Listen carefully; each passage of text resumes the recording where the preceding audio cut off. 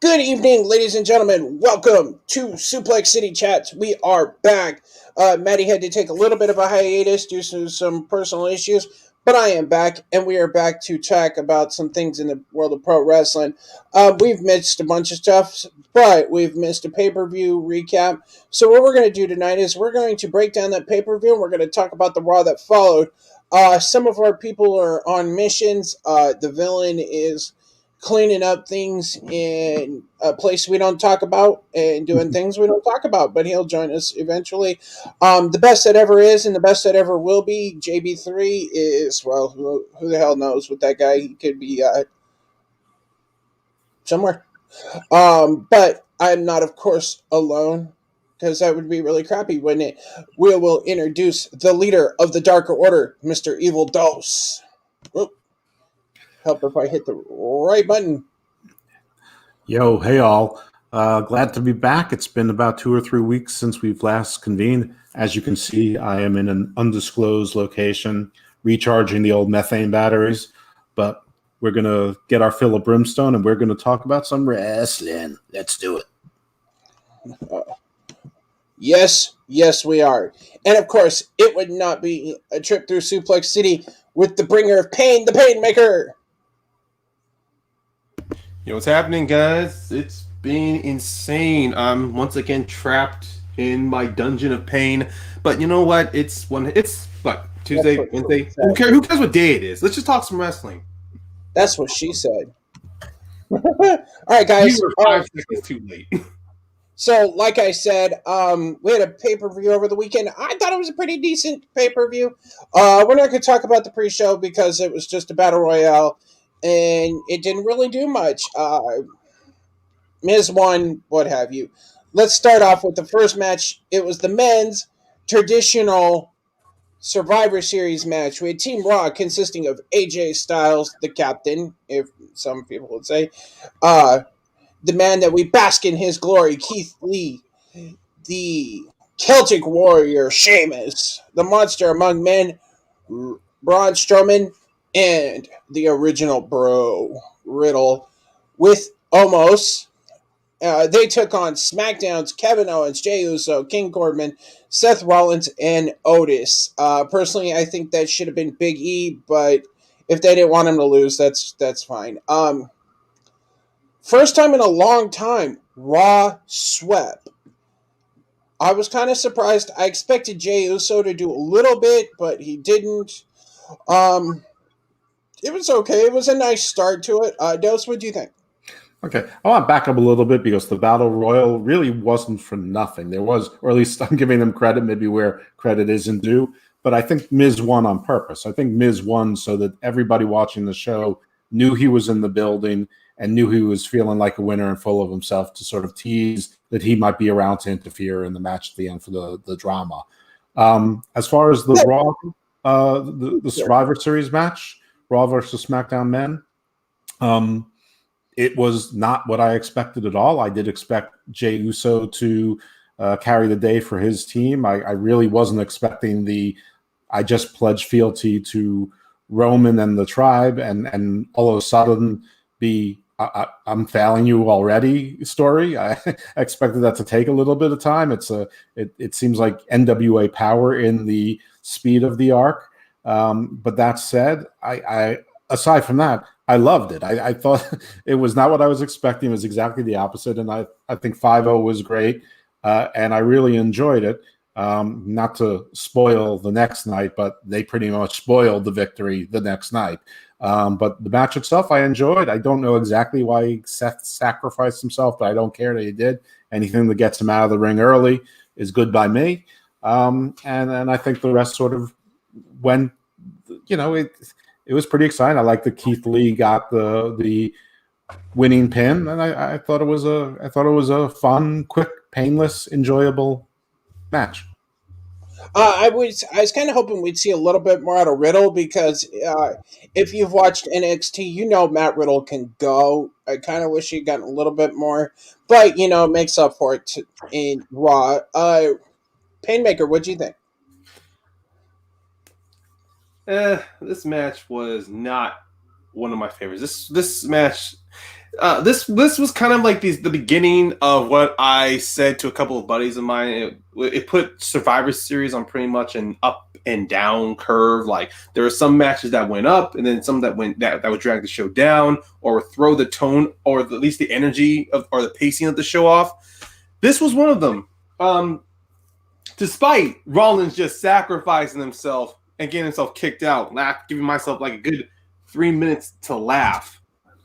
The rest of the match was kind of ridiculous. Look, I get that Vince is in love with Raw and wants to show it's a great show, but there was a little problem storyline-wise because with Raw, ever since the team was assembling for the men's, for the past 3 weeks, there's been nothing but bickering and infighting amongst them. And on the Raw that was previous to Survivor Series, they just had a loss to Retribution because Braun Strowman turned his back on that team, and then you don't see no comeuppance happening throughout the entire match. You don't see maybe Keith Lee or Matt Riddle or Sheamus return the favor to Braun, wanting to get him eliminated. Instead, they're all a united front. It was just one of those situations to where the continuity failed miserably. The only continuity that did upheld itself was on the SmackDown side, with Corbin trying to be the leader of the team. Jey Uso falling in line with Roman. They had that little skit before where Jey was approached by Rikishi, and pretty much talking about you're part of you have to respect Roman. You got to follow his lead. There was more competent writing on the SmackDown side than it was on Raw, and I personally was not happy with the clean sweep. I was expecting Jey to at least take out 2 guys before he got eliminated. And see, that's the good thing about wrestling is we all have different opinions, but we can all discuss it.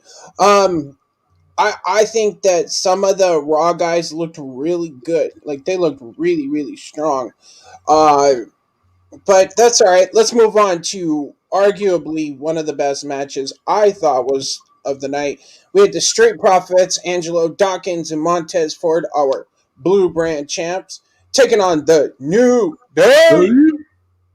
With Biggie in their Gears of War costumes. My God, what a match! These two. This proved that these guys can go. Somebody said it was kind of a passing of the torch. I wouldn't say that, but what it did do is it said that the Street Profits knows what they're doing, and it proved that they are on the same level as the New Day. I like the fact that the New Day tried the Biggie and Kofi Kingston finisher, where Woods isn't quite as strong with the big ending, so it didn't really work quite as well. I think the right team won. I took the Profits to win because I just thought it was. When New Day came out in the Gears of War costumes, I did think they were going to win due to the fact, we're upping the game, but it didn't work that way. And I like the fact that at the end of the match, they all came together and kind of hugged it out. Like, this was a great match. No hard feelings. We're still boys. Let's move on. Ryan, what do you think? This is, without a doubt, one of my 3 favorite matches of this program. And yeah, you said it yourself. The New Day and Street Profits can go. And this is, with the Street Profits, this kind of was a good, a release from all the bad, up and down the mismatched booking they had when they were on Raw as the team champs after they gotten their belts back from Rollins and Murphy, and throughout that constant will they drop the belts to Andrade and Garza. This felt like a very good reward it was a good compensation for us fans that kept following that storyline. And also with the New Day, one thing I did saw throughout the match, Biggie, even though he was only there for the entrance and left afterwards, I would have thought it would have been very interesting to have him on the sidelines because Kofi and Xavier were showing some heel tactics going up against the Profits. Like, they weren't going full heel, but it was kind of like The Rock and Hogan at WrestleMania. The Rock decided to go a little heel to play to the fans. I felt a little bit of that with Kofi and Xavier. Well, of course, they did that for character purposes, but at the same time, it kind of played to them being the more experienced, the more decorated tag team compared to the Street Profits And since this is the first time both teams are going at it, we get to see at least that if the New Day wanted, they can turn up the pressure, they can turn up the heat against the Profits. And this was definitely a battleground for this tag team. So, and I also wanted the Profits to win. I'm glad they won. And I love the fact that they won with their original, the move they used to use on NXT, the Super Blockbuster. Even though I love Montez Ford doing his 7, 8, 10-star frog splash, I like the fact that they brought an old move back from NXT to put down the New Day. They could run this back anytime, and it would be great. Dose, what do you think?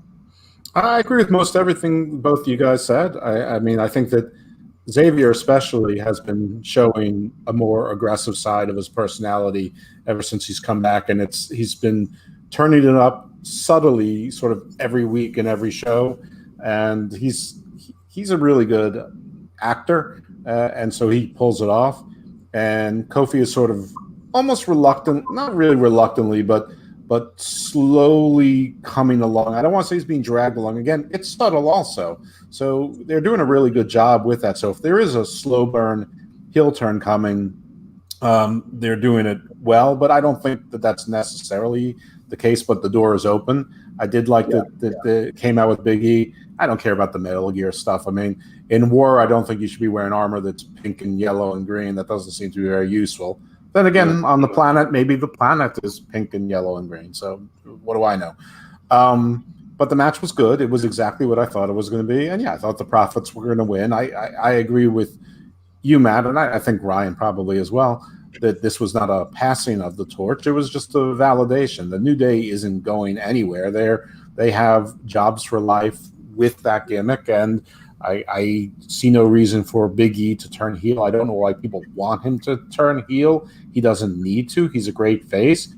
Everybody knows it's easier to be a heel, so with his talent and his personality, he can turn heel at any time. Whenever it's needed, whenever it's most surprising, he can turn heel. There's absolutely no need for it, and there are like no faces on SmackDown. So I'm glad he wasn't in that match, especially after the booking. I understand complaining about Otis being put in beforehand. He lost the qualifying match for it, and he's really done nothing lately to deserve it.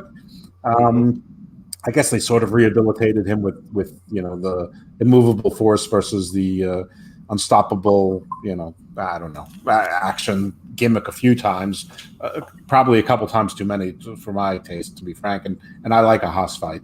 But if Big E was in that match and was part of the 0-5 sweep, I think that would have done him harm. So, he has his appearance. He's, getting some sort of royalty from Metal Gear, whatever this is. And, roll on, playa. But, yeah, good match. Since it was exactly what I expected, I'm not fawning over it. There were other matches there were two other matches I thought were better from a match perspective, but that's not to diminish this match. I also have a certain fondness for a match that probably everyone else considers the worst match of the night. But you know what? It's funny because a lot of people complain about the Survivor Series because it has no stakes. And that's a valid criticism, but it's nothing new. So if you're just going in, I'm not really part of the just enjoy the wrestling crowd, but Sunday night I was, because I sort of knew that's what I was getting. I prefer if that silly battle royal, the winner, was guaranteed a position no higher than 26 in the Royal Rumble. Sure, that would make sense. Would there be, some guaranteed title shots or something for the other brand? Yeah, that would be fine. But this is how the Survivor Series has been for years. So I just took it for what it was. And as far as a wrestling show was, I was on a thread. That helps, but it entertained me. I thought it was a fun little show. That's fair. I do want to add, though, I like the fact how everyone, look, and I've been on this proponent too on how it's much easier to be a heel, but from most recently, when we just saw happen between Otis and Tucker, oh my God, his heel turn went fucking nowhere. So I think it's hilarious that he went from turning against Otis to now he's just an afterthought. I would have thought he would at least been part of a qualifier, or was he? Wasn't. No. I don't think he was in the building. No. And honestly, I want Big E to stay face just due to the fact that if he is going to, people are speculating he's going to come in and win the Royal Rumble and challenge Roman. We don't need heel versus heel. We need a heel versus face. And you've got, probably one of the best faces in the company in Big E. Let's not change that. If it ain't broke, don't fix it. All right, moving on, gentlemen. We had the United States champion Bobby Lashley with MVP, of course, taking on Sami Zayn, the Intercontinental Champion, winner by submission. Oh, there's a shocker there. Bobby Lashley made Sami Zayn tap. That again is one of these matches. I think we kind of all expected Sami to lose. Um, I expected it to be a squash match, a little faster than it was. I think Sammy got a little bit more offense than I expected, but it was come in kind of like a Roman thing, come in, wreck shop, and leave. It was fine. Ryan, what you think? This was another match that disappointed me. I mean, look, I didn't expect Sammy to be very offensive because his character throughout the past SmackDowns has shown he's been very opportunistic. Like, he uses every trick in the book to win a match. I mean, his triple threat match at Clash of Champions showed exactly what he was willing to do. I was hoping to see some of that happen in this match, especially the fact that Lashley comes out with all members of the Hurt Business. I was just saying this to a buddy of mine. I was just saying this on a wrestling podcast that if this was booked, if the match was booked to more where Sammy was trying to not just not avoid Lashley, but use some of his heel tactics to maybe get the Hurt Business kicked out, or it starts with MVP coming down with Lashley, and then Sami Zayn, being the heel he is, maybe tries to use dirty tactics, like chop blocks Lashley, pokes him in the eye, uses every dirty trick in the book, to which brings the rest of the Hurt Business out, to where Sammy becomes that cowardly heel, then Lashley squashes him and then puts the Hurt Lock on him. It would have felt a little more balanced between both wrestlers. You still get Sammy, showing his character work, but then at the same time, once Lashley gets pissed off and once he, really gets dead serious, then it's like two power clotheslines, gorilla slam, or how Lashley likes to do it, and then Hurt Lock, But other than that, it was just more of Sammy tries to pretend to trip, and then that doesn't work, and then it was pretty much like a cancellation, like both guys cancel each other out. All right, Dose, give us your evil thoughts on this. They are very evil. I love this match. And I know that a lot of people didn't really love it, not for what happened in the ring, but because of the character work. You had heel versus heel, and you had smart heels versus smart heels. Sammy being sort of the chicken shit conniving smart heel, and he tried every trick in the book. And he tried every trick in the book with every member of the Hurt Business, and they all failed, except almost with Cedric, who was sort of like the young upstart, aggressive new guy with something to prove on the Hurt Business. But the old vet, Shelton, held them back. Cedric didn't give any problem. I think everything just was perfect. MVP's been picking his spots. He's been getting more involved in the matches to mixed success. But then Lashley killed Sammy, and that was fine. That's how it should be. I really, I know a lot of wrestling purists did not love this match, but I loved it. It was exactly what I wanted, and it's like when I went to see Godzilla King of Monsters. I wasn't expecting a good movie, but I wanted to see big monsters fighting, and that's what I got. I can agree with that. I can definitely agree with that. That's fair. That's absolutely fair. I do like the bullshit little excuses that Sammy put. Oh, he tripped me, and the ref's looking at him like, "Are you shitting me? Get in here and fight."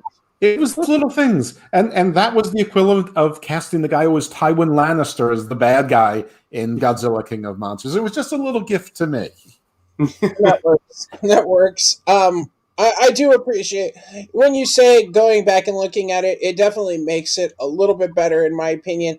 I was just hoping that Sammy was going to get in, Bobby was going to hit him once or twice, put the Hurt Locker on, and that's all she wrote. But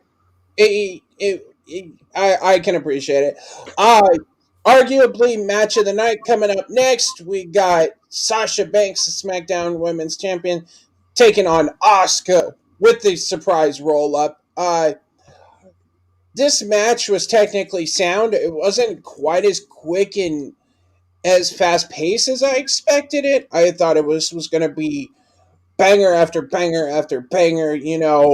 A 5-star in the Tokyo Dome, sort of, and it was more methodical, which I appreciate. And I like the fact that Sasha couldn't just put her away; she had to hit her with the surprise roll up, and I appreciated that. And I really enjoyed this match. Dose, what do you think? I agree. I thought it was a great match. It would have been match of the night if not for the main event because of the storytelling involved in the main event. But as far as technical match of the night, and this hurts me to say it because I'm not really a technical wrestler kind of guy, but I thought this was great. They did everything. They had the chain wrestling and and the whole thing. I don't think we need to see them again anytime soon, but they worked together very well. And it wasn't quite Bailey and Sasha in the cage or in the Hell in the Cell. But it was darn good. And Sasha won, which is what I was expecting, what I predicted, what I thought should have happened. So the only match I got completely wrong on this one was the men's Survivor Series. And I'm happy I got it wrong. I sort of got the main event wrong, but, not exactly. But yeah, I thought this delivered. I thought this was an excellent match. Yep. Paynemaker.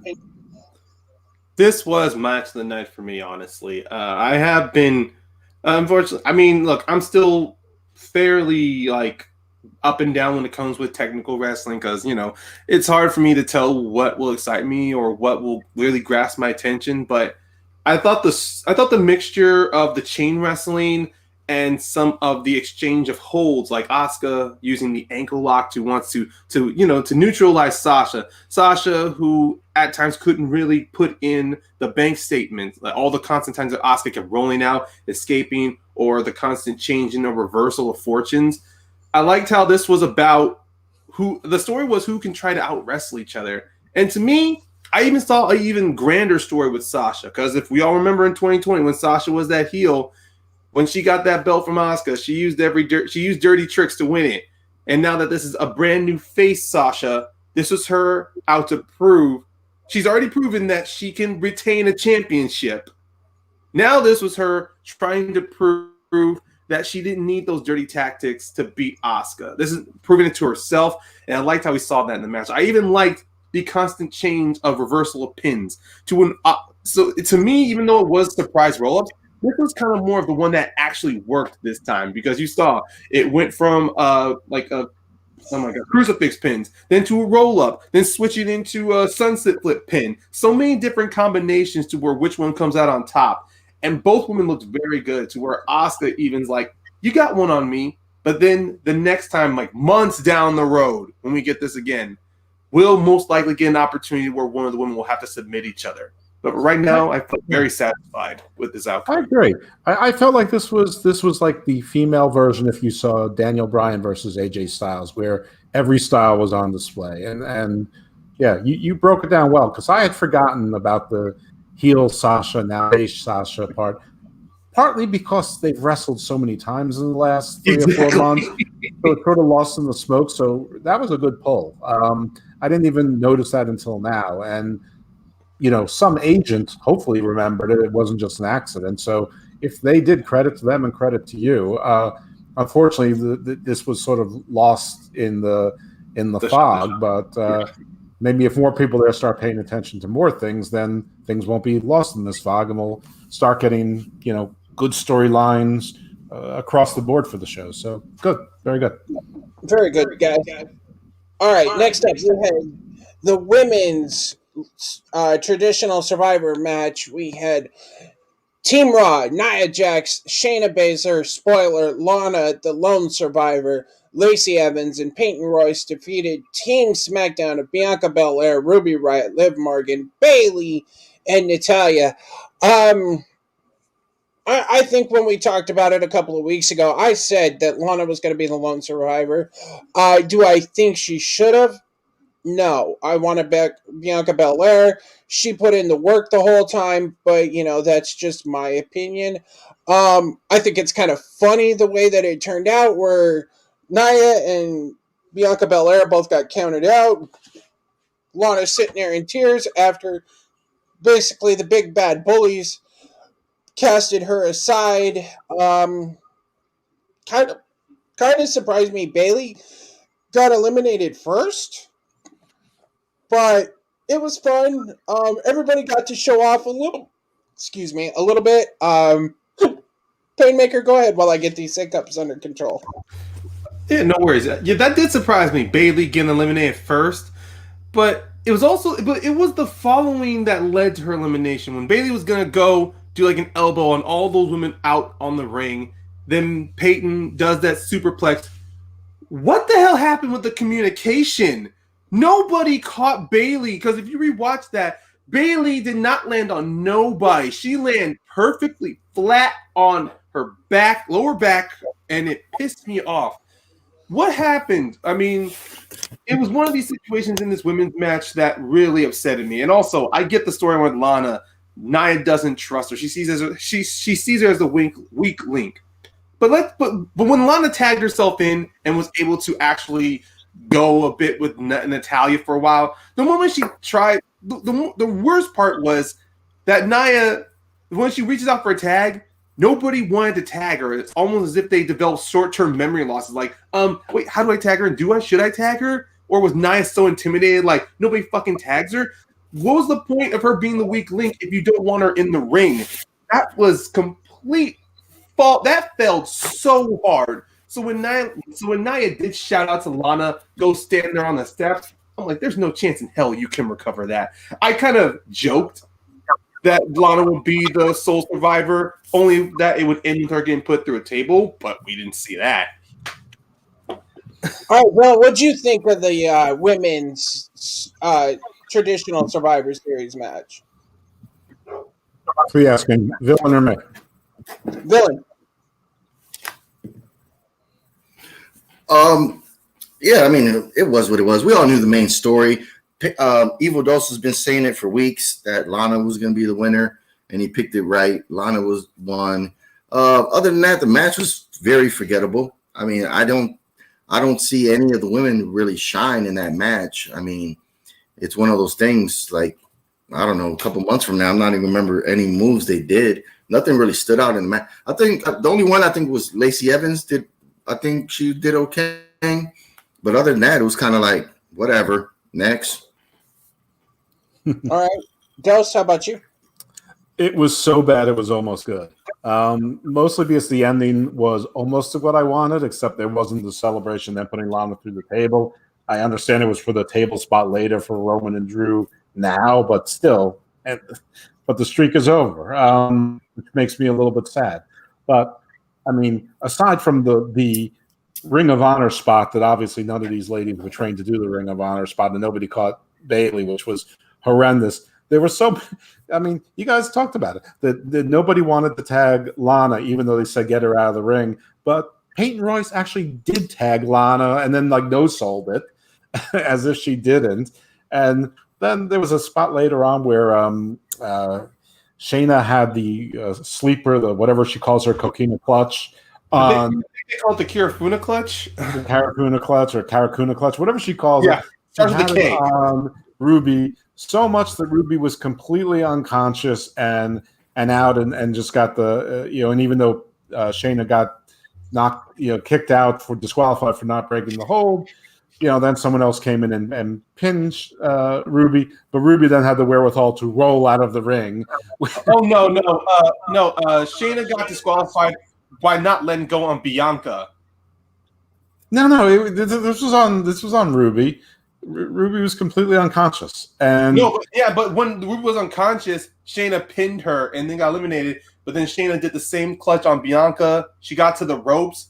Shayna refused to let go, and then she got disqualified, and that's what eliminated her. Anyways, she got disqualified for choking a bitch out. Let's move on. Yeah, the funny thing is that the woman was choked out, but still rolled out of the ring instead of just laying there being kicked out of the ring. It was just like a lot of little miscues. And then you make Peyton Royce look strong. She did a darn fine, nice move and took out Bailey, but then she gets taken out by Natalia of all things. Lacey Evans had her one nice women's right, which is he delivers that pretty well. Bianca really showcased her athleticism, but I sort of felt like it was almost like, remember like a year ago when Leo Rush was being chased by being the annoyance, and he avoided everyone and was leapfrogging everyone. And I mean, he looked great in that sequence, but it really went nowhere. I sort of felt like, this went nowhere.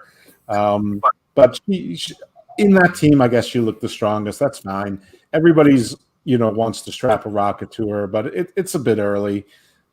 She's going to have a couple of feuds before, facing Sasha whomever is the champion, on that big stage. And Sasha's going to have a couple of feuds, one of which we already know is Carmella or Sharmella.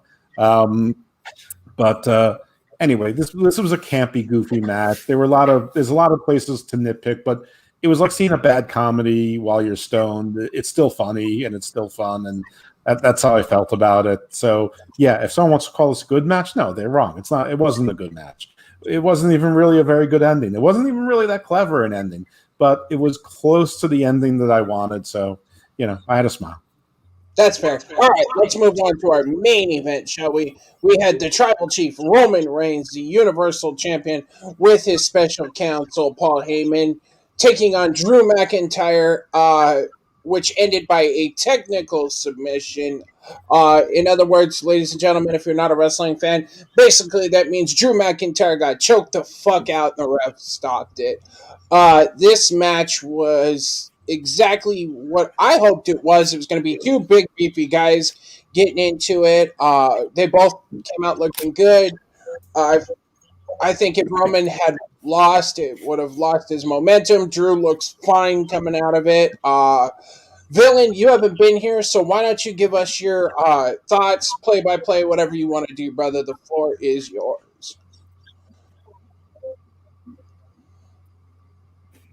Yeah, this was a surprisingly not too momentous pay-per-view because everybody thought maybe there was going to be some interference, maybe a cash-in. I thought maybe the Fiend would show up. I thought maybe Retribution would show up. I thought the Miz would show up. We didn't have none of that. We had these two guys battling it out for almost 20 minutes. Or maybe the match actually went longer than that. I don't remember how long the match actually was. But, man, these guys, they put on a hell of a main event. Good back and forth, give and take. I like the spot outside where he threw him through the barricade. That was cool. Paul Heyman was kind of a non-factor. He's always been like that, I guess, with Brock Lesnar. He doesn't really interfere. He never grabs a leg or none of that shit. So, he's kind of a weird manager. Like, he doesn't do anything. He's not a Bobby Heenan. I guess because he always had the beast, so he never do anything. So he just comes out there and stands out there. He cheers the guy on or makes facial expressions. But, yeah, the match really took the turn. Drew McIntyre, he had his old finisher before he was released from WWE, the double underhook DDT. He busted that back out. I forget what they call that. So that was cool seeing that. A lot of near falls like we expected. And then it was Jay that came out. Jay came out, caused, I guess, a little distraction when the ref was down. And then, you seen the strong big arm of Roman just hit a nice fucking dick hit. He put that arm right in between those legs real strong. The fucking, hit the low blow on Drew. And then he was able to put him in the submission. I always like that when a wrestler gets a submission or move, especially when they're in the heavyweight division, especially when they're in the title division. It adds another layer to them. So, him choking them out, nowadays they don't have to do the whole three, arms raised down shit. So once the ref did that, it was like ding, ding, ding. So the match ended well. I thought it was a good finish. Like I said, I was surprised that we didn't get any shenanigans, because Jay didn't really do too much. He didn't interfere a lot. So yeah, I thought it was great, man. I thought it was a a great main event. Joe, what do you think? Yeah, I thought this was a great match. This was match of the night for me. I too was expecting some bigger shenanigans at the end of the match. I never thought for a second it was going to be the Fiend. I didn't think Retribution was going to have any role in this, if at all. I did think that The Miz might do something, but I thought it would be a failed attempt no matter what. But I was expecting Brock Lesnar to come back because he mysteriously showed up on the Raw webpage again without much fanfare about a week and a half ago after he was taken off about a month and a half ago with a lot of fanfare. So I thought that was a little signal they could sort of play with who his allegiance was with. Is he part of Team Roman with Paul, or is he not because he's in it for himself, or et cetera, et cetera. But that didn't happen. So I was left a little disappointed. I was a little bit confused by Jey Uso, his involvement. But then I got it. He came into this thing. He ran out before the ref figured out that he was involved, and but the whole thing about sitting there at the head of the ramp, like sort of breathing like a pouty child, waiting, was a little bit weird. But I guess it made sense at the end when he, got his approval. But I don't know. It sounded like he had asthma or something. Aside from that, I thought the match, though, two big guys who no one really talks about them being particularly good workers. And until recently, not particularly good storytellers, except for Roman. I'm not sure people really think of Drew as a good storyteller, but he did his part. Roman is the real story here, and somebody had to win with a little interference and a knocked out ref. The old NWA, Georgia Championship Wrestling finish. That so be it. But I thought it was a good match. I enjoyed it. It almost delivered. Sort of like Godzilla fighting Ghidorah at the end, almost delivered, but the Jey Uso and no Brock or no botched cash in by Miz was sort of like when, to keep the Godzilla King of Monsters metaphors going, it was sort of like when Rodan bowed to Godzilla at the end. It was sort of a little bit campy. But no, I thought it was good. And frankly, I think the pay-per-view should have ended then. I think that the next segment would have been better off on Raw, for Raw. I don't understand the thinking because people don't buy pay-per-views anymore, so the rate doesn't really matter. And well, I don't know. We'll talk about that segment next. But I thought it was good. I mean, I enjoyed this whole card from the Battle Royal up. But I'm a mark for a Battle Royal. Everybody knows that. You can put 20 anybody's in a Battle Royal, and I'll enjoy it. All right, Paynemaker, what do you think? Yeah, very, very, really good match. I do appreciate. This is kind of one of the rarest times, like out of all the Survivor Series that's happened during the new era, the Brand Spitz and Shane and Stephanie had. This is the one match where they changed champions where I came out satisfied, very entertained. Like since the first one, like the first time they did by switching out Jinder and AJ, and then the following year with AJ and Daniel Bryan, and then of course now Randy. This one felt to me like it worked, like it was very entertaining. We got like a good athletic competition between both the men. I even loved that Drew said exactly what he was going to do with Roman. He was going to bring the fight to him, and Roman throughout the entire match, as he was trash talking and monologuing, you can see in his character, did not see Drew as a threat. And then, of course, the constant the striking between two of those, between them throughout the match. It did get a little repetitive, but when Drew had reversed that spear into a Kimura lock, that took the match up a notch for me. That was very good. The fact that Drew was able to do that given his size compared to Roman Reigns, was very entertaining. I definitely liked the end where, of course, earlier in the pay-per-view, after Jay had lost, Roman wanted him gone out of his sights and Jay coming back to help Roman. That was a good way, storyline-wise, to get back into Roman's good graces, while also setting up a future, mostly setting down pretty much giving out a road down the road whenever Drew and Roman come face to face again, and if Jay is still with Roman, Drew knows exactly who he's targeting first before he takes out Roman again. And also with Roman having to resort using dick punches in order to win the match, it keeps recirculating the notion to everybody that he will do whatever it takes to win. When he low blowed Jey Uso at Clash of Champions, and then at Hell in the Cell when he faked breaking down into tears in order to lure Jimmy Uso, in order to make Jey quit the match. You see, Roman will use whatever at his disposal to prove that he's the top dog, that he is what's that phrase again? Head of the table. Head of the table. Yeah, the head of the table. Yeah, so I definitely did like the end. Yep. All right. And then to close out the show, we had the final farewell to The Undertaker. This, in my opinion, was really weird. I don't understand bringing out all the legends and having them stand in a circle and then playing that montage, and then they're gone. And I'm like, okay, you could have cut all of that crap out. You could have just played that promo package that's been shown multiple times now. And then that killer, I thought it was killer using the Tesla coils to play the opening to his theme before he came out. I thought that was really wicked. Him coming down to the ring, I thought that was all really cool. The promo afterward looked really good. It was really good. It was a great way to send him off, but I don't understand why all the legends just came out to stand there. Dust, I know you've got some opinions on it. Let's hear it. Well, I mean, I agree with a lot of what you said. I think from the time The Undertaker came out to the end was good. I thought the image with Paul Bearer was an attempt at good. I thought it looked a little bit computer gamey. I would have preferred they went with sort of the Star Wars Jedi hologram thing instead of trying to make it colorful. But it was a nice touch. He belonged there somewhere.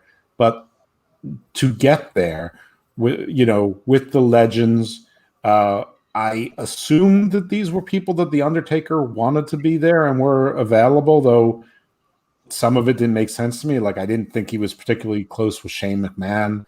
But they didn't really introduce all of them with a reason as to why they were there.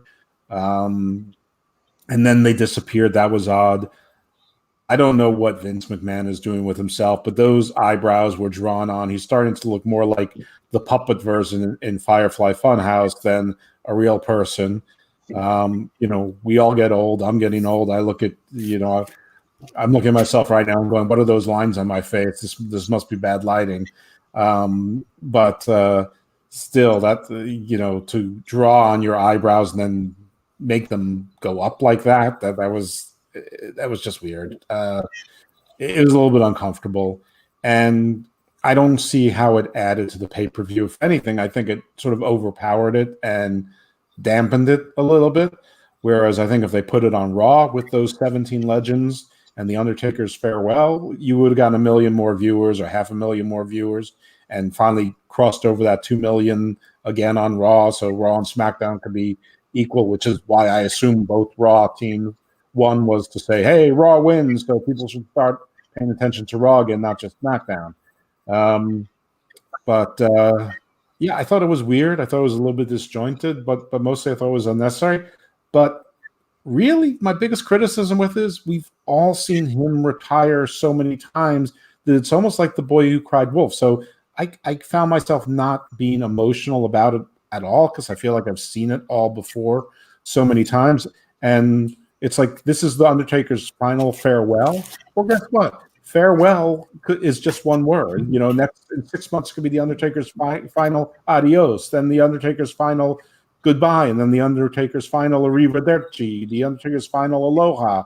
So, I just feel like it's so carny, and he's come and gone so many times that I hope this is the last time. I felt that I did feel a great sense of relief when there was no confrontation with Kurt Angle or with Sting, or even Karrion Kross, who if anyone was going to do it, I was hoping it would be him.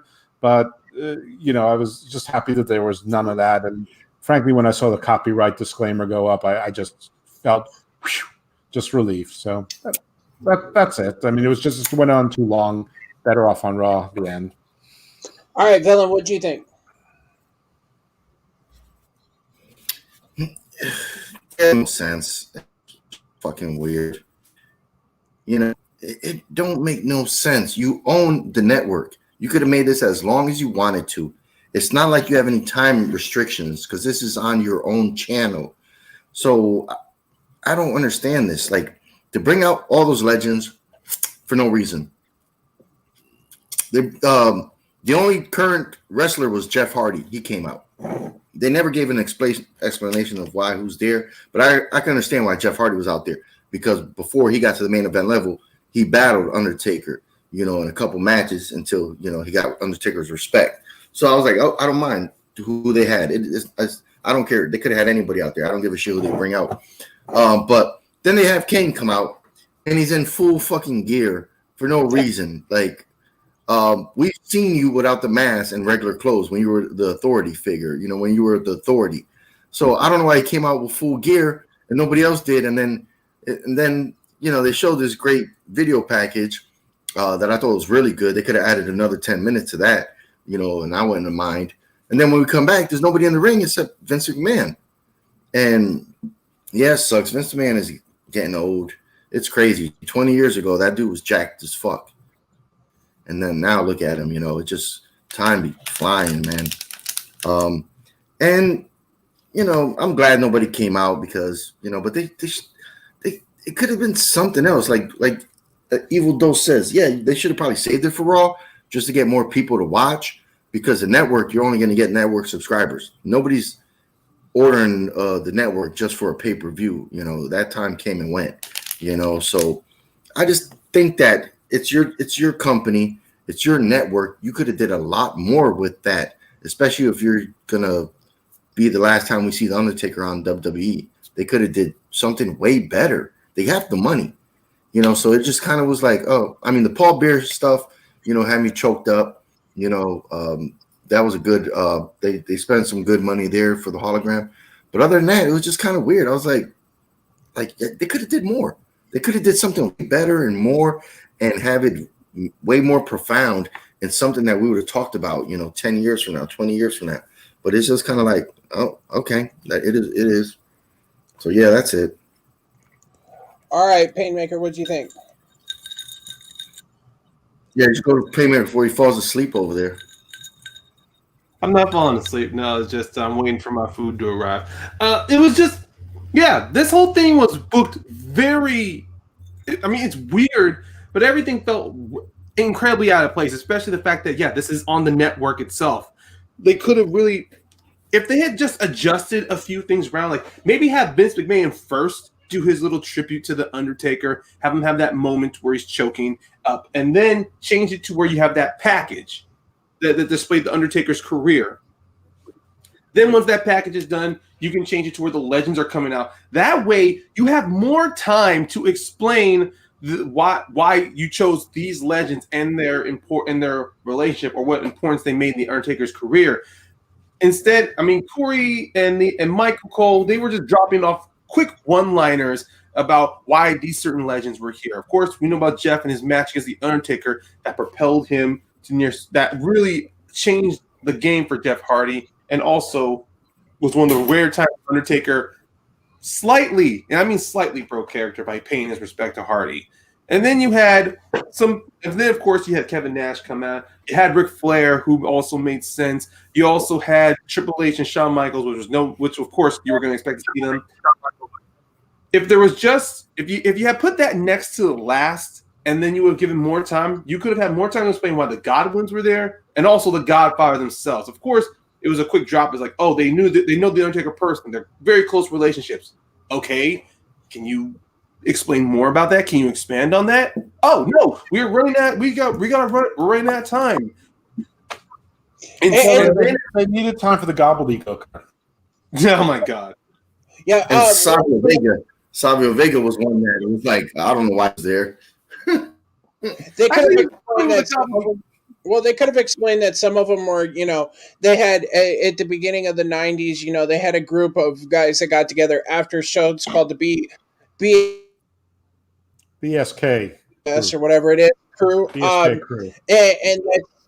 And they could have, explained that, and these people were a part of it. That's why they're here, but they didn't. Well, but all right, like I said, these were just line drops, and then you could have had all these. Then once the Undertaker came out, you could have had all of those legends take a step outside of the ring and have them surround Undertaker. So then he actually had a crowd of people to talk to. Because once Undertaker came out, it was just him in the light. They didn't turn on any of the screens for the people for the Thunderdome. It was just his moment. He's just giving a farewell speech to nothing but a cameraman, Michael Cole, Corey Graves, and of course all the producers in the back listening.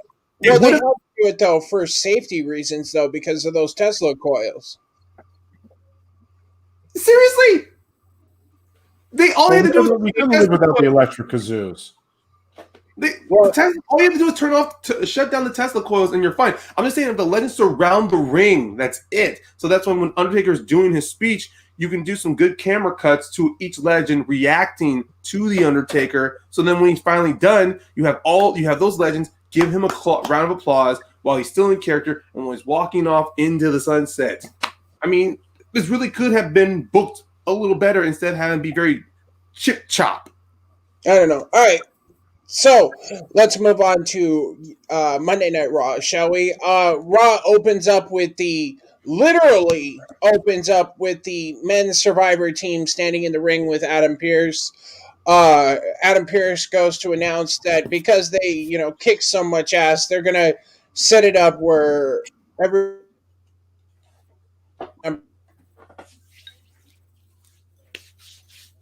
we just lose Matt. You're frozen, Matt. Am I back? Yep. Okay, sorry, little glitch. Basically, they gave their once over of why they should be hit Adam Pearce. Then they announced that they're going to have a series of matches leading up to next week, where it's going to be a triple threat to find out who faces Drew at TLC, which, if you believe the rumors, it's going to be Braun anyways. This was just trash, in my opinion. Villain, what do you think? Trash. Dose? I'll go on the bright side that at least it set up the structure of the rest of the show that made sense with these 3 qualifying matches, which is going to lead to an important match next week. So it's setting up 2 shows, which is something that wrestling used to do all the time. AEW tends to do it. Other promotions do it. WWE seem to forget how to do it. So kudos for that. But this segment itself was absolute trash. I mean, the Bad News Bears came together. They dominated.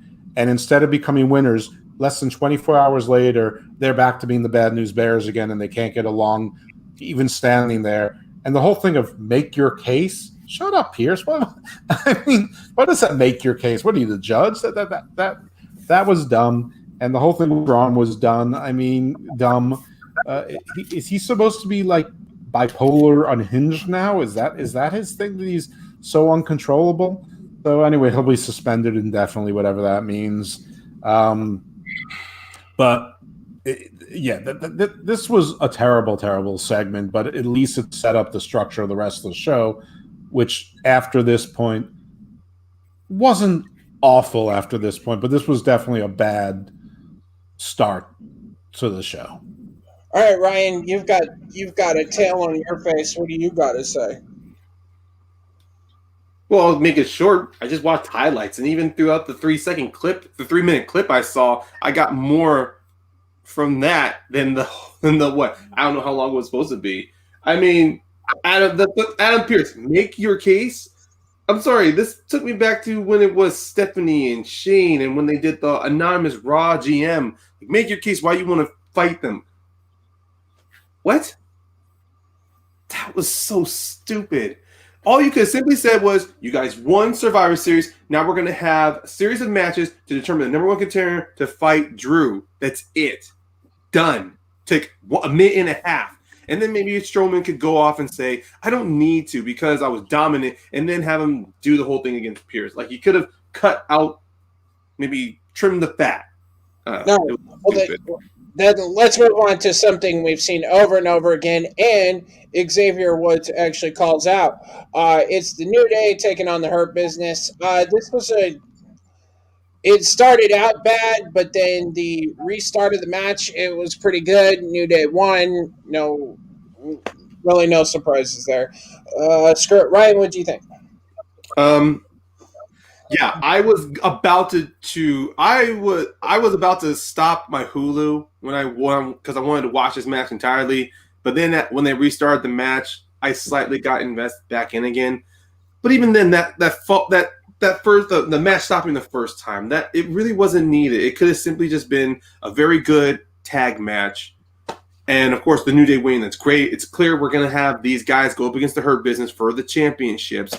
So nothing new there. We know exactly who they're going to face at TLC. All right, Villain. This shit was trash. The New Day didn't want the match at all, and then they get talked into the match. So then they accept the match. Then they have this fucking stupid match where they win by outside or whatever, and then the match restarts. So you're thinking, okay, maybe this is going to get the Hurt Business to win. But no, the Hurt Business still loses by a fucking roll-up. And why should I care? That's fair. Dose. Yeah, I think that we all have the overall same feeling with this. I mean, plus side, I liked Xavier's sort of aggressive attitude. Con side, they're veterans, and they're right. They had a day off. They've had a couple. They don't have to defend their title, and they just beat these guys like a week ago or 2 weeks ago on TV. So instead of say, "Oh, you're chicken. Oh, you call us chicken? Let's fight." They could have said, "We beat you a week ago. You want to earn a title shot? Start at the bottom and make them go through." I know there's no teams on Raw, but so what? Put Mojo Rawley with Tucker 1 week. Put Ricochet with some other jabroni 1 week. Make the fight Mason and Deuce or whatever his name is from Retribution. Whatever it is, make them go through something to win. Have it be I don't even know who's on the roster anymore. Put Garza with someone. Bring out dust off Andrade wherever he is. Whatever it is, make them win 4 matches or 3 matches to earn it and build a story so they get their match at TLC. Now the Hurt Business lost. I don't know if they're building that tension between Cedric and Shelton again, which I was always afraid of from the beginning. And I don't want to see that at all because I love the Hurt Business. And the prophecy is they should have all the gold, not the Undisputed Era prophecy, but my prophecy. No, this was trash. I agree with the restart of the match, that segment, that the action was good. Cedric looked great. This was Cedric Alexander from Ring of Honor. This was Cedric Alexander from the Cruiserweight Championship tournament. But the whole thing was sort of lost on me, and then MVP is having like this losing streak now. I didn't like any part of it. This continued sort of the bad taste in my mouth about Raw. This was like they had successfully booked most of the show and then reverted to unsuccessfully booking, or successfully booking schlock again. So that's how I felt about it. All right, then let's move on. Backstage vignette, we have Adam Pearce announcing that the first match is going to be the Bro himself taking on Mr. Fireface. This was a really good match. These two put on work. We all know that these guys can work. Riddle came out on top, which I think he should have.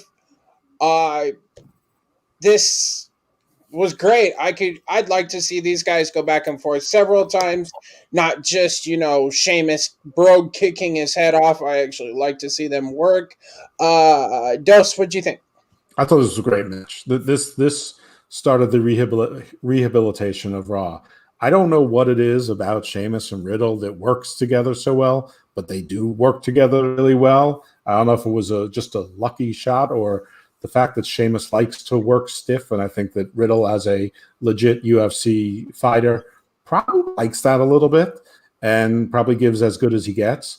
So whatever it was, it worked. I thought this was a great match, and yeah, the new guy won. That everyone wants to be a star, and Sheamus can take losses. I mean, we've seen that he lost a feud to Big E not 5 weeks ago. So and then he'll come back with his stupid hat and his dumb undershirt and whatever his new 1919 looking Gangs of New York outfit. Hey fella. But and somehow he'll get a title match against Drew when he betrays him, because that's how WWE works. So it was fine. But this was a great match. So blinders on. This was a great match. Right finish. Right on. Paynemaker. I was slightly surprised that Riddle won, actually, given the fact that the week on Raw they saw Sheamus develop some type of Sheamus was showing up respect to Drew McIntyre, giving him the sword and the kilt. Like, I thought Sheamus would have won this match, and then maybe lose the following match, because there could have been some. It could have still kept sprinkling the inevitable Sheamus and Drew match that was going to happen in 2021. But I'm guessing, I don't know, depending on who wins next, depending on next week, we're going to see Riddle just, once again come out being all bro-like and then, getting himself squashed. All right, villain. Yeah, it was good for the new guy to win. It was a good match. This was a good match. I think if this match went 5-10 minutes longer, I think it could have been a great match. Both of these guys did work well together, totally different styles, but, they work really well. And Sheamus is a veteran. Sheamus is a lot of people forget, man, say what you want about Sheamus, but he's a 4-time world champion. Like, this guy is a veteran. He's proven himself there. He knows how to work the ring. He knows how to be a heel. And I like Riddle's movesets, man. He does the kicks well. He does the power moves. He does submissions. His face is fucking weird, though, to be honest. He always he's not like he tries to be cool, but he's not RVD. Like, RVD was always naturally cool because you could tell RVD was like, always smoking. RVD didn't hide it, but RVD you could tell was just naturally a cool dude. Like, nothing like but he still busted out the good moves. And Riddle's face is always weird, man. He's got this big fucking smile, but then his eyes are so squinty, and then I don't know, but yeah, I hope that he has a good rest of the year, and a good 2021, because it seems like they're moving him kind of up, but the heavyweight division is a little stacked, but then it's not stacked. But I don't want to go on a rant because, I wish Bobby Lashley was the one fighting for the title and winning, but I doubt they're gonna give that black man a chance. So anyway, that's it. Can I add one more thing on this? Yes. If there's no room for Riddle in a title picture coming up, which I think he's going to probably feud for the U.S. title, but if he's not going to be getting a title anytime soon, I would not mind seeing Sheamus and Riddle sort of as a bar, or the Broger weights, or Mick Bros, or whatever it is. I wouldn't mind seeing them as sort of an oddball tag team at some point. That could work. Speaking of Bobby Lashley, next up on the card, we had Keith Lee and Bobby Lashley with MVP coming down to the ring for our second one. When Bobby Lashley and MVP showed up, I knew, unfortunately, with Keith Lee's booking, this was going to end in one way. And it was a DQ because MVP beat up on Keith Lee.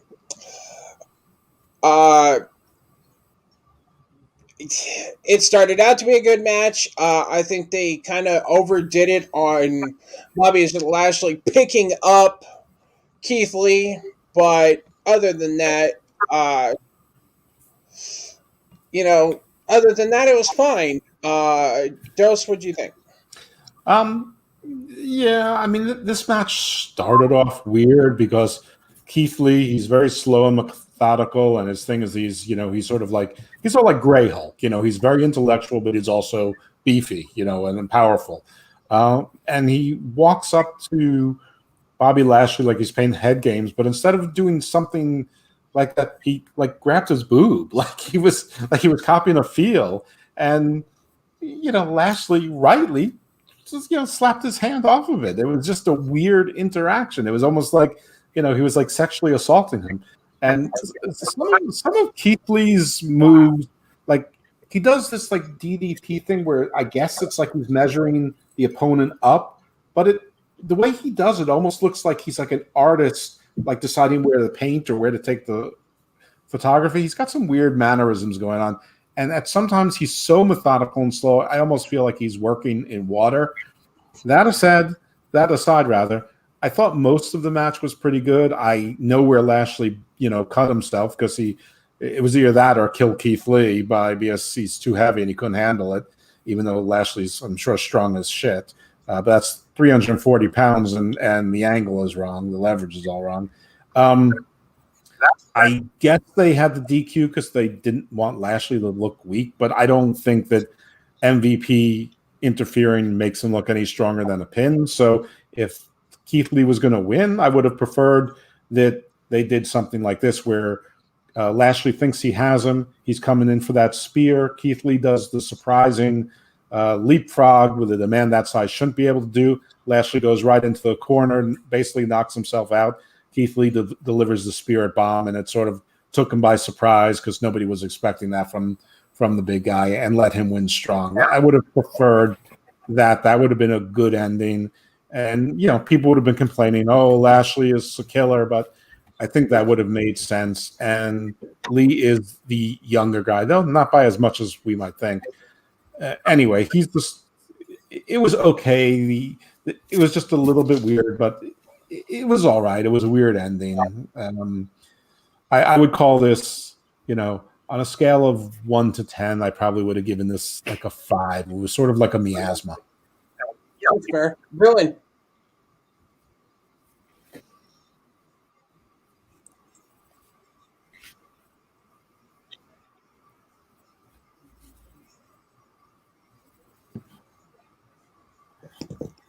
David.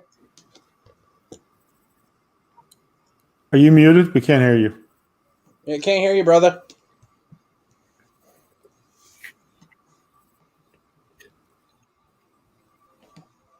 Nothing.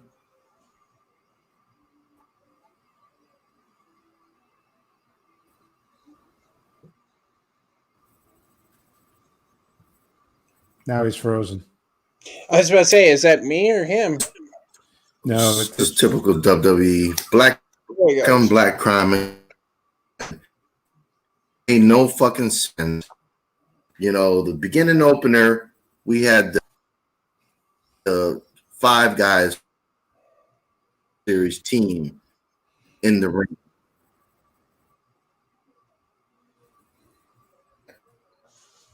Can you hear me? You're breaking up really bad, brother. We heard you say black on black crime, typical WWE. You did. And we see that Ryan has his food, so we're happy for that.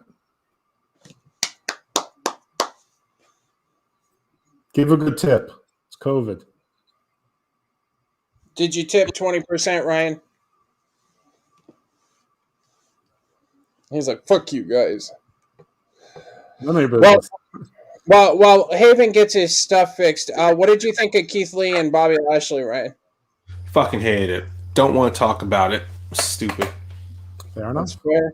Yeah, as soon as Villain gets back, he can give his 2 cents, and we'll move on to. I do want to see why is fucking angle that's happening here. First, we had the Hurt Business going up against it was Lashley, MVP, and Cedric and Shelton beating down on Cedric, Apollo, and Ricochet. No matter how many times you sliced it, it was always that combination. And then, of course, we get the inevitable turn from Cedric joining the Hurt Business. You thought, okay, Apollo's traded to SmackDown, Ricochet ended his beef with the Hurt Business. We're done with this fucking put black athletes against black athletes kind of bullshit. There's other wrestlers on that roster you could do. But nope. We get the New Day, Keith Lee. Now it's like we just treated out some other black athletes for new black athletes. I don't give a fuck. I don't like whose idea behind this. If it's Bruce Pritchard or Vince, most likely, and then Vince wants to push the blame onto a fucking producer like he wants to, and then joke about later on. It's like, oh, it was genius because I loved it. Fuck this guy. Fuck him. I get that, and I agree with it to a point. But as there's more black wrestlers that are on the main roster, as there is more diversity, as there is more raising up, at some point when black wrestlers face black wrestlers, it can't be looked at any stranger than when white wrestlers fight white wrestlers. It's just going to be inevitable. I understand what you're saying now, but nobody said that about New Day versus Street Profits, because everyone likes New Day and Street Profits. It was different brands, so I could live with that. They were on different brands at least. But go ahead. But these guys are both competing for a shot at the same title. I mean, it's not much different. I mean, Bobby Lashley was talking to Adam Pearce saying, I deserve to be in this mix because I'm the only champion on Raw that won my match. He could have argued, said also the U.S. title should make me a number one contender. Anyway, I get your point. I understand what it is, but Riddle and Sheamus turned out to be really good. Could they have put Lashley against AJ Styles instead and Keith Lee against Randy Orton again, or vice versa, and done the same ends or whatnot? Well, I guess it would have had to been Lashley against AJ for that. But the Fiend wouldn't have been the one. They would have had to come up with an equally stupid way for Lashley to lose. Though that's not too hard with a 7'5" guy on the outside. I understand, and I really do, Dose. You do have a point.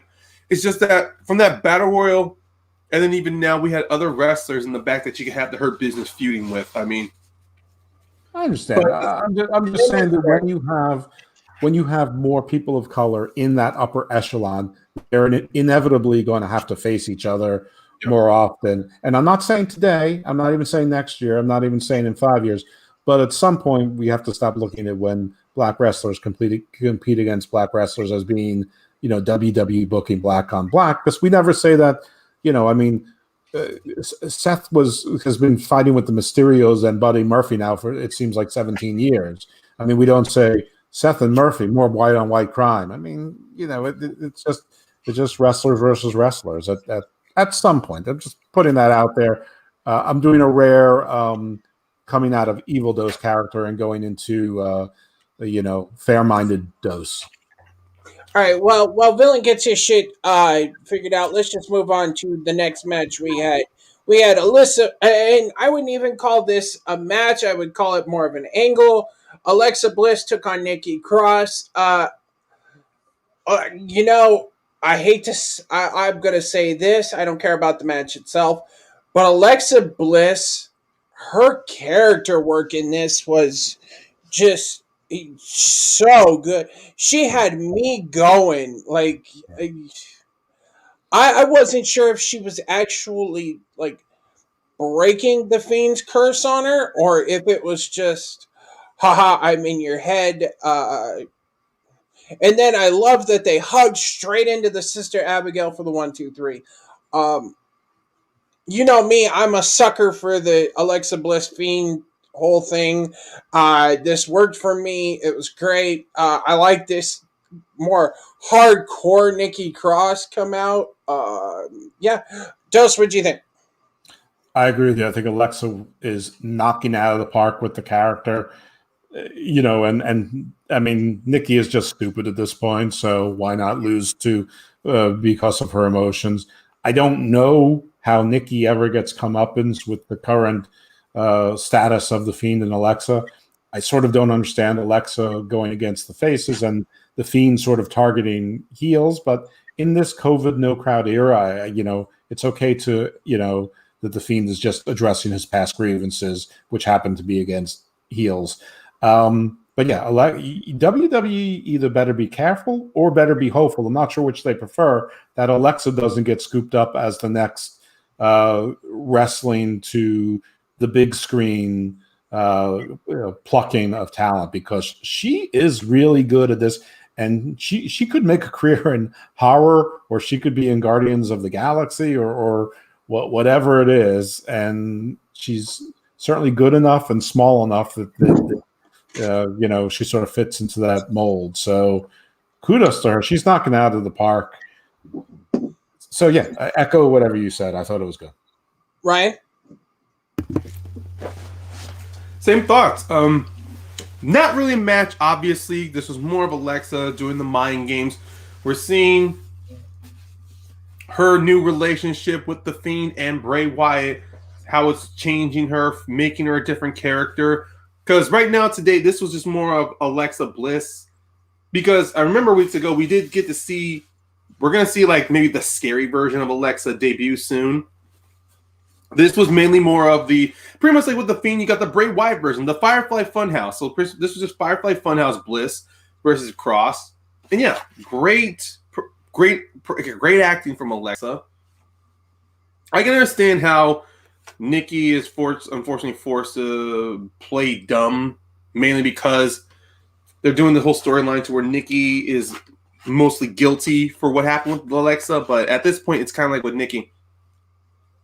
You guys are gonna fight sooner or later. It's kind of like you might as well just do this now. What the hell happened to Nikki's theme song? I don't know. That was really weird. I know I've been on a strike from Raw recently, but what the hell happened to her theme? It was definitely different. Oh my god. This is one thing that bothers the hell out of me with NXT stars coming to the main roster. Their theme suffers because it conflicts with the character the main roster is doing for them. I don't know. All right, let's move on to our main event. We had AJ Styles and Wait, are we not talking about Firefly's Funhouse? Oh, with Friendship Frog? Absolutely. I must have missed that. Yeah. Okay, let's talk about Firefly Funhouse. So it opens with, Bliss and Bray Wyatt. They're talking about friendship and how friendship's bad. He introduces Friendship Frog, who starts to teach them about friendship and how friendships are good. And then all of a sudden they go, no. Bray has a flashback to the House of Horrors match where Randy Orton burns it down, and then all of a sudden Alexa kills him with the staff that Randy Orton was supposed to have, and they had pretty much almost as good promo package for Friendship Frog than they did for Undertaker. Dos, go ahead, brother. I mean, that was it. I mean, the whole thing with Friendship Frog, and then they murdered him. And at first, he was like one image of him being murdered, and the next he was had sort of like green ooze coming out of him, like he was a Teenage Mutant Ninja Turtle. I like how they didn't know who he was. I like the throwback to, friends that next thing you know, they're burning down your house, and the kickback to the flashback to the Sister Abigail cabin burning. But it's just great when they turn Alexa evil. It's just so good. It's so natural, and it's so campy, and it's so horror film with the lighting change and the Rey Mysterio contact lenses. But then the look that comes on her face and the smile. She really sells it. But yeah, that tribute, that's all I really want, because that tribute, yes, it was definitely more moving and more poignant and better done than the one for The Undertaker. 40 years old, starting as a tadpole. This is when Bray when he's allowed to do whatever he wants. It's often genius. It's not always. He's sort of like Matt Hardy in that way with the Broken Universe. Sometimes it misses, but it's always creative. He's always trying. And in this business, especially WWE, you have to appreciate the effort. And moreover, you have to appreciate that he convinced them to allow him to make the effort and put it on TV, which that can't be easy, especially when he, out of wedlock, took one of their ring announcers or backstage people, knocked her up a couple times and took her off air. So a lot of obstacles for our friend to overcome, and he did. But I thought it was great. This sequence almost saved the entire show for me, because obviously folks remember, like 10 minutes ago when we were talking about the first couple of segments, how bad they largely were. So I didn't want us to skip it because I loved it. Okay, Ryan, you want to talk about Firefly Funhouse? To be honest, Dose kind of covered much what I wanted to talk about. I mean, I do love the fact that the characters in the that they're bringing on is tying in more into the Firefly Funhouse for storylines, other than just the Firefly Funhouse being nothing but random ass shit.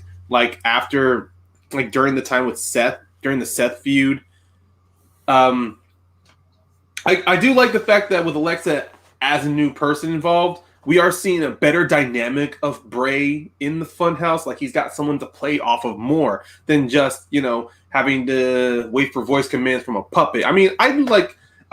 Look. I am glad they got rid of. I'm glad they moved on from killing Rambling Rabbit like he was Kenny from South Park for now.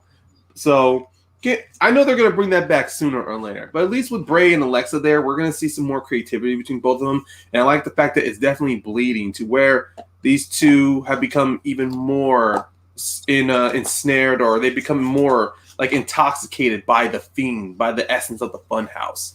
And in this episode too, with her stabbing that frog with the crucifix, it was kind of a subtle way of saying friendship's bad. Kill your friends. Don't let them change you, which did bleed into her match against Nikki Cross, which we're definitely going to see bigger into the feud, which does explain why Alexa's facing Nikki and Bray's going after Randy, because it also tied back to when Bray wanted Randy as a part of his family, then Randy turns his back on him. So it's pretty much like, trust nobody, just, trust in the Fiend. All right, guys. And then let's move on to our main event, the Peekaboo match between AJ Styles and Randy Orton. I really liked this match. I thought it was great back and forth. Randy actually seems like he gives a shit. I mean, with Randy Orton, if he's on, he's on. If he's not, he's not. AJ Styles, in my opinion, is one of the best in the world. He can do no wrong. Then Bray Wyatt just kind of playing peekaboo with Randy Orton. It shows in that, maybe deep inside he is worried about the Fiend. Going back to what we were talking about, this was a great way to end Raw. Styles picked up the win. I was a little irked that, the Bray Wyatt thing was going on and AJ Styles and the ref just didn't see shit. I wish they would have kind of, played off of it a little bit, but that's my little gripe. Ryan, what do you think? I'm going to be honest, I kind of fell asleep during this match. Okay, then I guess we'll just hop down to Doe. Even though I was on Hulu, I fell asleep, and I kind of had no interest of actually rewinding back. Fair enough. I feel the same as you, Matt. I think it was a good match. I guess AJ is the smart heel. He knew when he heard the music, the Fiend wasn't coming for him. I don't quite understand why Randy all of a sudden is spooked when he's always saying, "I'm not spooked," and just basically him saying "boo" scared him. I was a little confused when the lights went off the second time, because they went off sort of in an inconsistent manner. So I thought that might be Retribution coming in. I couldn't figure out why. So I was actually glad it was just the Fiend again. And then I saw AJ sort of, sidling over to the far side of the ropes for the fabulous forearm, or whatever he calls it, the phenomenal forearm. Randy, of course, looked in every direction except behind him, which makes total sense when you're expecting an attack from a monster. But I'm glad AJ won. I'm glad he didn't, almost to not get involved in this one, that he's going to pick his spots. It's not going to be like a every encounter kind of thing. It's going to be sort of a surprise. Most importantly, I think that this takes Randy out of the title picture against Drew for a good while. He's obviously going to he's obviously sidetracked by the Fiend, and that's fine. They can revisit that later when they have nothing else to do, because when there's nothing else to do, you can plug in Randy Orton. If there's nothing else to do, you can plug in, Edge if he's back or whatever. But this is good. I obviously want the Fiend to get over, get his revenge, and burn down, maybe kill Bob Ace Orton. That'd be cool also. There you go. All right, guys. That kind of wraps us up. Overall, this was a good weekend of wrestling. There were definitely some really high points. There was some low points, and there was stuff in between. So go ahead, Evil Dose. Tell the people where they can find you on the interwebs. Yeah, I have two podcasts. One's wrestling podcast, so for the audience is interested in that, that's called Hammerlock Hangover. We have had 5 episodes, and the most recent one, we actually get a little intellectual. We did a deep dive into the Selena Vega, the union and guild situation, how it would affect the business over on the whole, sort of how the union process works, and because a lot of people sort of misunderstand it, and for good reasons. I mean, the media you hear things like union shop and see mob movies and things like that. The other podcast I have is called Garden of Doom, which is sort of like a variety magazine, which covers a wide gambit of things. But if there's a through line, we try to mix the unreal with the real and try to make sense of them, but mostly to try to make sense of what might be the unreal and have a little fun with that. I'm here, Suplex CIty Chats. We're usually on Thursday nights. Obviously, it's been a little sporadic lately, but follow us, and I guess you'll get notifications. I'm also on. I've been officially hired for $0 to Unpopular Review, and I do an NXT AEW review show Wednesday nights. This week, I did a show last night, a Raw review. So I guess I'm like Jeff Houston, the utility player. Whenever they need to patch someone in, they call me, and I usually say yes. But that's on YouTube also and FaceTime, Facebook Live. So if you're interested in that, they have other stuff too that might appeal to people. They do movie reviews, they do video game reviews, they have their own little video game league with commentary. Plus, it's like a cast of like 14 different people. It's like Saturday Night Live, but I still don't have my end featuring credit yet. Anyway, Icarus Fell MD on Twitter. That's all. I think I've taken my time. I've taken the villain's time also, so it's okay. Oh, there you go. And the villain, you can find him at Jack of All Trivia on Facebook and YouTube. That's how they get into their trivia league. You can definitely check that out with him. Paynemaker, how about you? Of course, find me here on Suplex CIty Chats, talking guys. We're definitely. I'll try to be here next time when we finish up this week in wrestling. I also on here. I also joined a buddy of mine on his podcast called the Wrestling Ramblings and Rages podcast, where we also did our own little review of Survivor Series. I was a lot more harsher on that one. So if you guys just want to see me blow a gasket or have my therapy sessions on how I hate the fucking creative, you guys can go into that podcast. And then you can watch this one and see how more relaxed and how critical I am here. So you get 2 different versions of me talking about wrestling. And then you guys can also check out me on TMG Entertainment or TMG Trivia, putting together a trivia tournament starting in 2021. Just go on to our Facebook page, TMG Trivia, and you can find out more from there on. Or if you wish to sign up, go right ahead. And then check out my show, Mount Schmodown, on YouTube, where myself and my 2 other co-hosts, we do an ESPN-style profile breakdown of the movie Trivia Schmodown. Alrighty, and myself, you can find me here this week with Thursday being Thanksgiving in the States. We're going to pick a different day to come back and discuss, the Wednesday Night War, and we'll break that down. Saturday nights, I host and run After Dark. It's kind of our variety show. We talk about all kinds of stuff. We have guests. We have, different people on from all across the interwebs.